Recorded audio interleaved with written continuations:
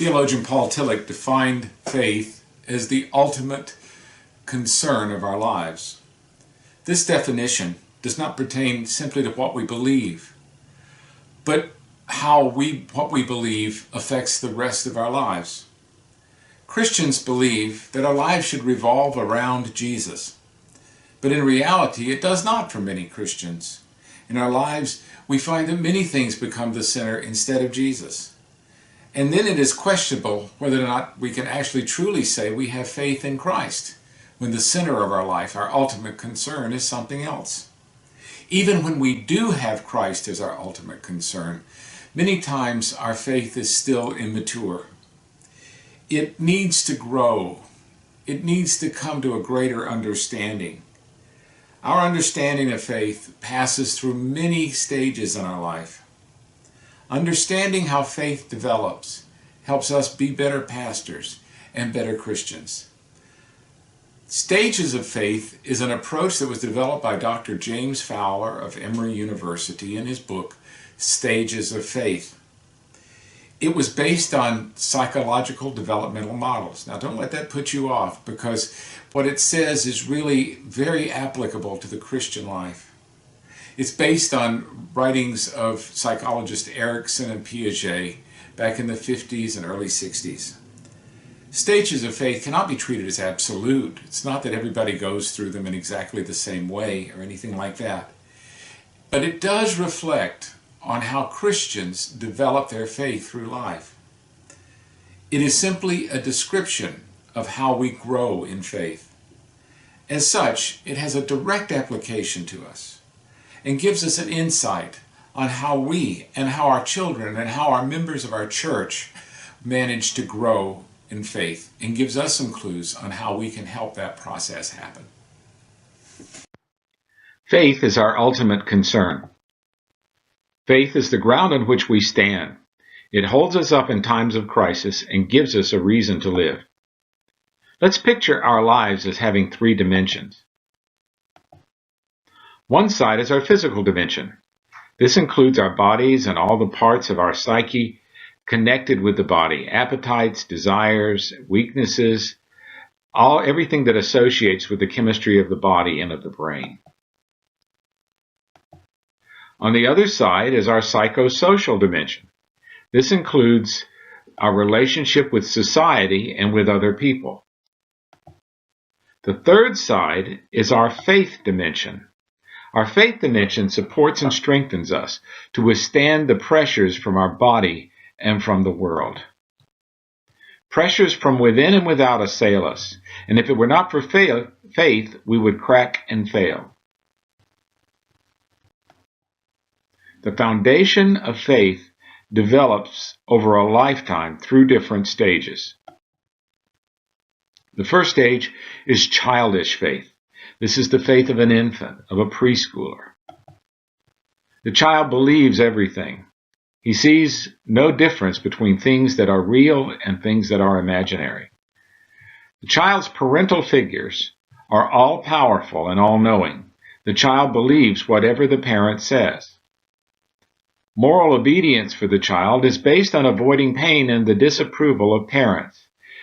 The parents are the ultimate concern for the child, accepting what they say is the source of all pain and pleasure. The child's ultimate goal is parental approval. Everything they say or do is noticed by the parents and is done for the benefit of the parents so that they will like them. Morality is achieved by staying close to parents. At this point, the child does not really understand that there is any difference between the parents and God. The second stage is concrete faith. This is the stage of a child in elementary school. As the child grows, the child understands that God and the parents are not the same. They come to understand that God is greater than their parents. At this time, they understand that there is such a thing as true and false, and real and not real. They no longer accept everything that is imaginary to be real as well. The child recognizes the difference between real and not real, good and bad. Morality for a child is based on concrete commandments. They can understand that they should not say certain bad words or bad things. They do not need to know why this is true. They just accept that some things are good and some things are bad and some things are acceptable and unacceptable. They are concrete thinkers. They do not yet understand the difference between symbolism and reality. To a child, morality calls them to do things they are told by the authorities to do. To obey their parents and teachers is good. To disobey them is bad. They do not need to know why. They accept without question because there is no other truth in their minds. Children know that there are other children, and they seek to be better than them at doing good. Life is a competition to them to be better than others. Relational faith, middle and high school. At this stage, the child starts forming relationships that are beyond the parents and the family. He forms friendship relationships. These relationships to peers become increasingly important to him. Now their allegiance starts to move away from the family to a larger society or group of people, and they start to look to their peers instead of their parents for moral guidance. Morality is based on following the crowd to the teenager. For the teenager, acceptance by others is all important. Spiritual development now has become more abstract. They are no longer just concrete thinkers. They understand symbolism better. They understand, for example, that the Lord's Supper is not literally the body and blood of Christ, but only a picture of it. At this phase, relationship with Christ is mainly just that, a relationship. They can understand the church or youth group as a kind of new family, and the relationship with Jesus is personal. The term relationship with Christ or relationship to Jesus is used a lot in teenage and middle school youth groups. Spiritual goals are realized by joining the right group and following the right crowd. They form Christian cliques to keep them in relationships that protect them from the other cliques in schools or the neighborhoods. They look to their friends to help support them in their faith. The fourth stage is the ideological faith that we find developing in late high school or college. At the end of the teen years, the young people start to lose interest in their immediate clique and begin looking to form lasting relationships and a lasting career in the world.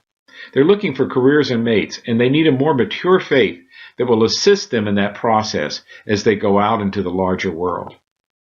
They develop an understanding of the world that is based upon an ideological worldview that will define their mission in life. It's no longer just a personal relationship with God or with people. Now they begin to develop an ideology, a theology that helps to keep them straight through life. Moral judgments are based upon this new worldview or ideology, not only what others think. It is no longer so difficult for a young person to stand out from the crowd, just as long as they have a developed ideology that helps to make them different and that they understand that ideology. Spiritual development comes from living out their worldview in life. At this time, the young person typically explores many faiths and perspectives at first. They are challenged to come up with definite answers as they seek for a new mate and a career. Growth comes through the development of a worldview. Young people at this time look for solid intellectual answers that will justify their walk through life. The weakness of this time is that a person often assumes that the answers they get are more complete than they are.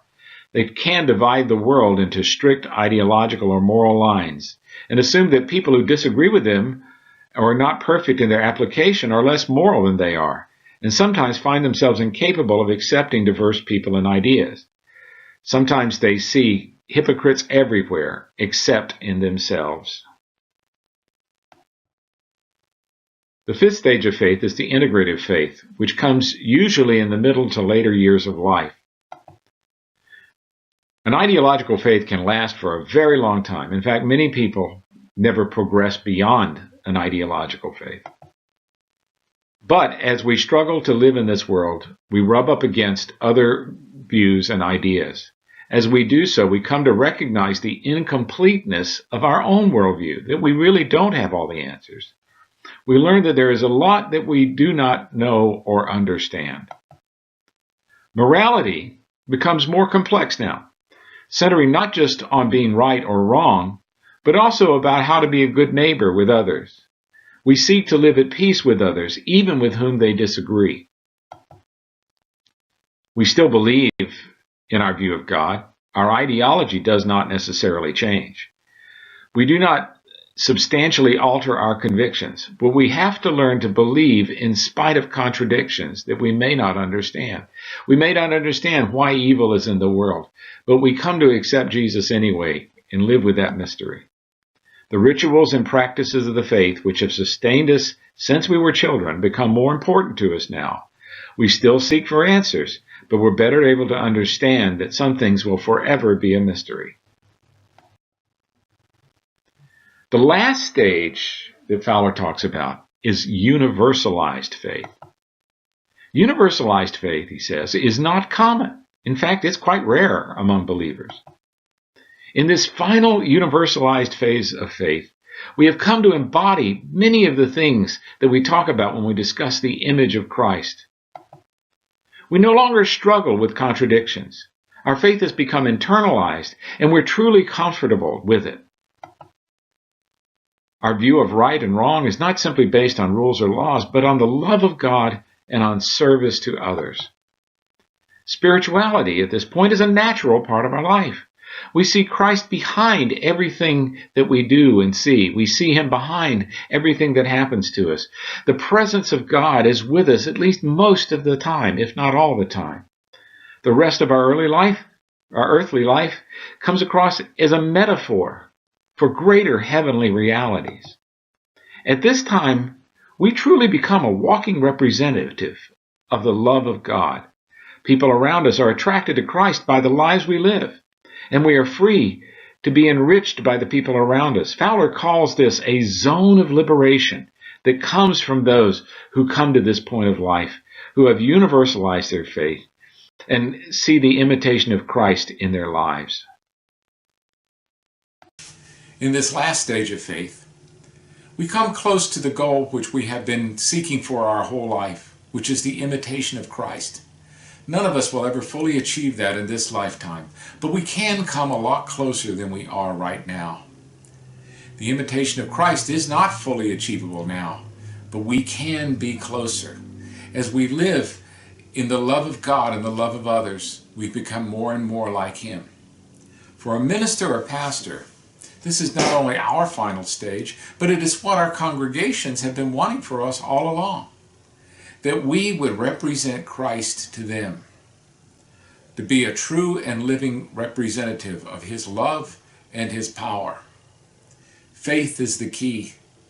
Not abstract faith, not just simply in relationship to other people, not ideological faith, but real faith where Christ is our ultimate and real goal.